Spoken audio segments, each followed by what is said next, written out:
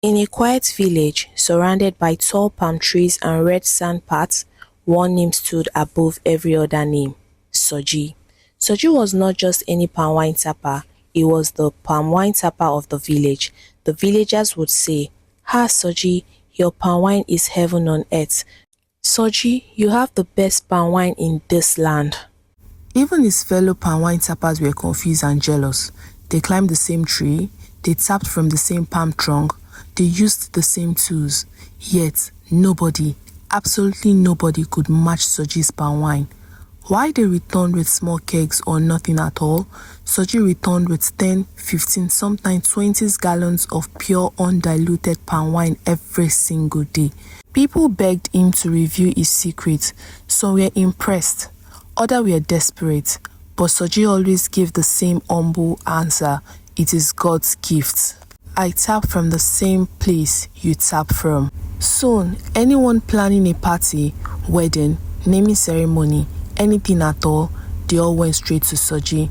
Soji became wealthy, he built houses, he married wives, he had children and treated them equally. He was respected more than the king because, as the villager would say, nobody jokes with what enters their mouth. But what the villagers did not know was that Soji's secret was darker than their wildest imagination. One holiday season, a young innocent girl named Luku came to the village to stay with her grandmother. She was beautiful, young, gentle and respectful, the type every man noticed. That was how Soji noticed her. He fell deeply, blindly, foolishly in love with her. But before the holiday ever ended, Luku disappeared, vanished. Her grandmother cried. Her parents rushed back from the city, weeping and confused. The villager had never lost a child before, ever. But no matter how they searched, Luku was never found. Strangely, suspiciously, this was the same period Soji's wealth suddenly multiplied. Houses, lands, even more fame. People talked, but nobody had proof. Eventually, the pain faded and the villagers moved on. But what they did not know was this: Luku was dead, and Soji was using her body for his secret ritual. Every night, he washed her body, and the water from that bath, the water that touched a corpse, he mixed it into his palm wine. According to the native doctor he visited, the water would make his palm wine irresistible and make him the richest tapper in this region. And shockingly, it worked. People drank and enjoyed, never knowing what their tongue had tasted. Years later, Luku's younger sister, Lele, came to the village. She came only to pack her grandmother's clothes and return to the city. But the moment Soji saw her, he fell in love again. "This is the woman I will marry," he said. But what he didn't know was that Lele had a mission. She came to find the truth about her sister's death. Soji invited her to his house. She went politely, believing he was the respected Soji everyone adored. But when she sat inside, she noticed something strange. A faint smell, a smell that felt wrong. A smell that reminded her of something she couldn't explain.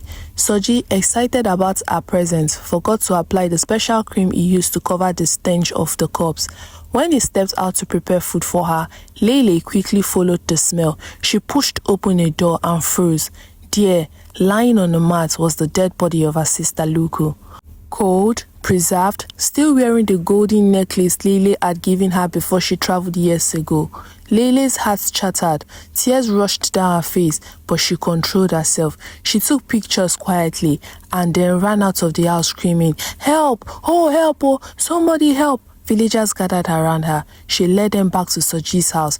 People pushed the door open, and when they saw Luku's body, the entire village screamed in horror. "Soji, what is this? So this is what you have been drinking? Blood of Jesus, a dead body." People vomited, some fainted, some cried uncontrollably. Soji was captured instantly. He confessed everything: how he had used the girl, how he bathed her body, how he mixed the water into his palm wine because he wanted to be the richest. The king was furious. Soji was sentenced to die by hanging. This story teaches us one thing: greed destroys, and wealth gotten from darkness never lasts. Soji was already a good palm wine tapper. He was already blessed, but he wanted more praise, more fame, more power.